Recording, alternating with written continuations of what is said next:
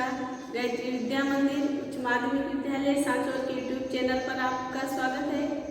प्रिय विद्यार्थियों, आज हम मृदुला गर्ग का जो संस्मरण है उसका भाग 6 पढ़ेंगे और यहाँ पर भाग 5 तक हमने जो पढ़ा है उससे आगे हम जो लेखिका है मृदुला गर्ग और जिसका घर का नाम उमा है, उनका जो संस्मरण है मेरे संग की औरतें, यानी जिन जिन का उन्होंने व्यक्तित्व उजागर किया है, व्यक्तित्व पुरानी जो स्मृतियां हैं, यादें हैं, उन्हें यहाँ इस संस्मरण के माध्यम से व्यक्त किया है। उसमें लेखिका का जो व्यक्तित्व है, किस प्रकार से लेखिका लिखने का कार्य करने लगी, किस प्रकार से जीवन यापन किया और किस प्रकार से जो है समस्याएं दूर की, जीवन यापन में जो भी समस्याओं का सामना किया,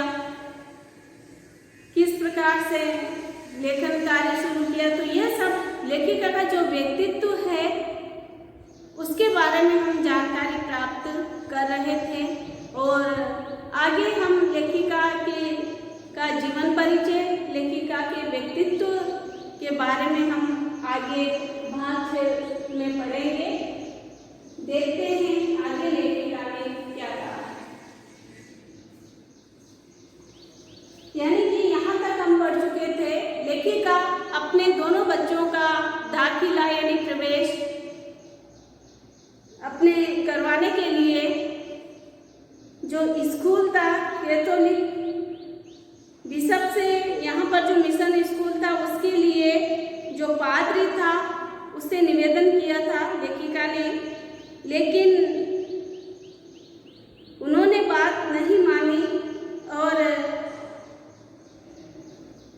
यहाँ पर लेखिका ने उसे आग्रह किया था, लेकिन बात नहीं मानने पर लेखिका को गुस्सा आ जाता है और इसके लिए वो अलग से स्कूल खोल देने की ठान लेती है बच्चों की पढ़ाई के लिए। यहाँ तक हम पढ़ चुके थे। ऐसे उस स्कूल में अनेक अफसरों के बच्चे भी पढ़ने लगे, लेखिका के बच्चे भी पढ़ने लगे और उस स्कूल में जो बच्चे पढ़ते थे वो अलग अलग शहरों के अलग अलग प्रसिद्ध स्कूलों में भी फिर उन्होंने प्रवेश लिया। ऐसे अनेक मौके आए, अवसर आए जब मैंने जिद्दीपन के नमूने पेश किए। लेखिका का स्वभाव जिद्दी था। कैसे? एक तो स्कूल वाली घटना कि जब क्रिश्चियन पादरी ने स्कूल में बच्चों को दाखिला नहीं लेने दिया तो किस प्रकार से लेखिका को गुस्सा आया और अलग से स्कूल खोल लिया गैर क्रिश्चियन। तो यहाँ पर लेखिका का जो जिद्दीपन है उसका ये एक उदाहरण है। पर सबसे ज़्यादा उसने मंच पाया मेरे लेखन में, जो शुरू से अब तक लीक से खिसका अपनी राह खुद तलाशता रहा, पर सब कुछ कर लेने पर भी मैं अपनी छोटी बहन रेणु के मुकाबिल नहीं पहुंच सकती, यानी उसका मुकाबला नहीं कर सकती। किसका? लेखिका की जो छोटी बहन है रेणु, उसका। 1950 के अंतिम समय में एक रात दिल्ली में एक साथ 9 इंच बारिश हो गई। अब यहाँ पर दिल्ली की जो घटना है जो लेखिका के साथ घटित हुई उसका वर्णन किया गया है। दिल्ली की खासियत यह रही कि थोड़ा पानी बरसते ही वहाँ के नालों में बाढ़ आ जाती है, पुलों के नीचे पानी भर जाता है, तमाम यातायात ठप हो जाता है, रुक जाता है। इस कयामती बारिश के बाद तो सरकारी दफ्तरों के पहले तत्ले यानी पहली मंजिल से फैले पानी में तैर गई थी। कहाँ की बात है? दिल्ली की। जब वहाँ बरसात हुई, अगली सुबह किसी तरह कोई वाहन सड़क पर नहीं निकला था। जाहिर यानी प्रकट हो रहा है कि रेणु की स्कूल की बस भी उसे लेने नहीं आई। जाहिर सी बात सामान्य भी होता है, सामान्य सी बात है। रेणु ने कहा कोई बात नहीं, मैं पैदल ही चली जाऊंगी। सबने समझाया स्कूल बंद होगा, मत जाओ। उसने कहा आपको कैसे पता? इस सवाल का माकूल यानी अच्छा उचित जवाब किसी के पास भी नहीं था। यानी लेखिका की जो बहन है रेणु, जब उसने कहा कि मैं स्कूल जाना चाहती हूँ तो लेखिका ने मना किया। उसने कहा कि भाई तुम लोगों को कैसे पता कि आज स्कूल बंद है? हमारे यहाँ फ़ोन जरूर लगा हुआ था, स्कूल में भी रहा होगा, पर बारिश के चलते वह ठप पड़ा था, बंद था। तो रेणु अकेली पैदल स्कूल चल दी। रेणु कौन है? लेखिका की बहन। गनीमत ये भी थी कि बारिश एक मुश्त बरस लेने के बाद थम गई। ये होता है एक मुश्त। सड़कों पर पानी था और बरस नहीं रहा था। तो रेणु 2 मील पैदल चलकर स्कूल पहुंच गई। जैसा हमने कहा था वह बंद था। चौकीदार रेणु को देखकर दंग रह गया। दंग रहना, आश्चर्यचकित रहना, हक्का बक्का रहना। पर रेणु को कोई मलाल नहीं था, मलाल यानी पश्चाताप नहीं था। वह वापस 2 मील चल करके वापस घर आई। सबने कहा हमने पहले ही कहा था कि बारिश हो रही है, इसलिए स्कूल बंद होंगे और स्कूल नहीं जा। उसने कहा स्कूल बंद तो था, मैं वापस आ गई। इसमें आपका कहना कहाँ से आ गया? सोचती हूँ कैसे रोमांच का अनुभव हुआ होगा उसे। उस दिन जगह जगह पानी से लबलब करते यानी फुल भरे हुए, पूर्ण लबालब भरे हुए सुनसान शहर में निचाट अकेले यानी बिल्कुल अकेले अपनी धुन में मंजिल की तरफ चले जाना, अकेलेपन का मजा ही कुछ और होता है। यहाँ पर ऐसा जो कहा गया है कि अकेलेपन का मजा ही कुछ और होता है, क्योंकि लेखिका की जो बहन है रेणु वो अकेले ही स्कूल जाती और अपने कार्य समय पर पूर्ण करती। अत्यधिक बारिश होने पर और नदी नालों में उफान आने पर जब स्कूल की बस लेने नहीं आती है तब भी रेणु जो है स्कूल जाती है और स्कूल बंद होने पर वापस लौट करके आती है।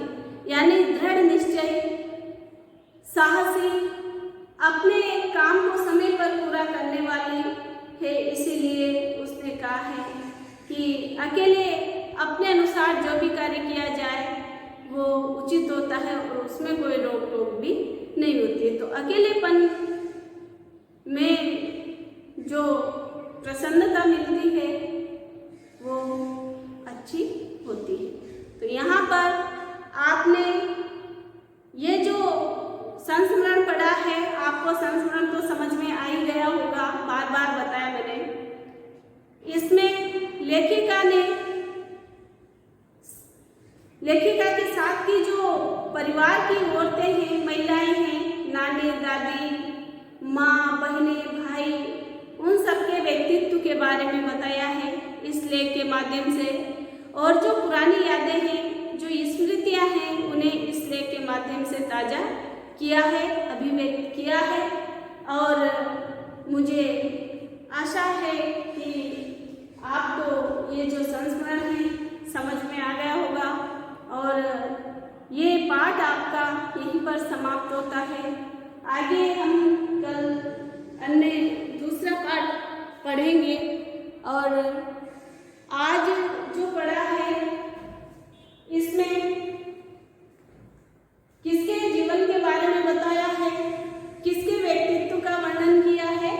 तो यहाँ पर लेखिका के व्यक्तित्व का वर्णन इसमें किया है कि हमने जो आज पढ़ा उसमें कि लेखिका के दोनों बच्चे जो पढ़ने लायक हो गए हैं, पढ़ने की उम्र उनकी हो गई है और जहाँ पर लेखिका के बच्चों को दाखिला नहीं दिया जाता है क्रिश्चियन स्कूल में, तो इसके लिए लेखिका अलग से ही स्कूल खोल लेने की ठान लेती है।